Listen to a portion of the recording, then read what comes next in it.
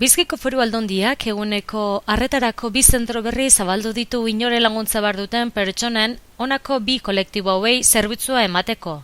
Autismodun pertsonak eta Parkinsonen gaixotasuna duten pertsonak. Pilar Ardanza Gizarteekintzako Foru Diputatuak Bilboko San Inazio auzoan dauden 2 zentroak bisitatu ditu.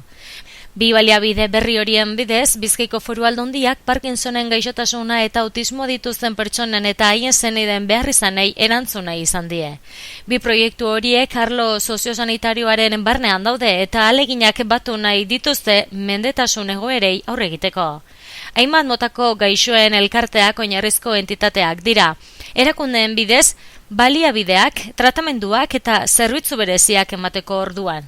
Hori dela eta Pilar Ardanza Gizarteekintzako Foru Diputatuak Aldundiak Amnabi Bizkaiko autismoa eta beste autismo espektroaren nahazteak dituztenen gurasoen elkartearen, Azparbi Parkinsonaren Bizkaiko elkartearen eta gainerako ehundura sozialen lanekin duen konpromisoa berretsi du.